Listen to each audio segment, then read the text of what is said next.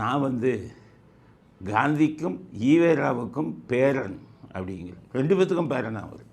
One of the sons of Anna and the great grandson of M.K. Gandhi and Periyar stands before you, sir. The budget session is on. Now I speak in this House of Elders, educated and inspired by my teachers. ஈவேராவுக்கும் பேரன். ஈவேராவு குழந்தையே இல்லை.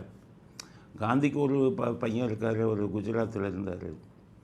ஆனால் இவர் சொல்கிறார் நான் அவங்க 2 பேத்துக்கு நான் பேரன் அப்படிங்கிறார்.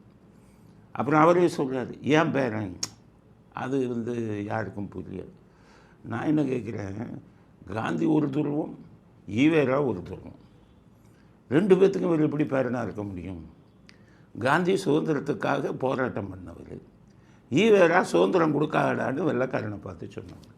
இரு துருவங்களான 2 பேத்துக்கு எப்படி இவர் பேரனாக வர முடியும்? காந்தி வந்து சுதந்திரம் கிடைச்சது அப்படிங்கும்போது துள்ளி குதிச்சார், எங்கள் போராட்டத்துக்கு கிடைச்ச வெற்றி பாடினார். ஈவேரா கருப்பு கொடி ஏற்றினார் வீட்டில். இந்த அவங்க குரூப் அந்த சிஷேவ் பிள்ளைகளே எல்லாம் கருப்பு கொடி ஏற்றுங்க என்னாங்க.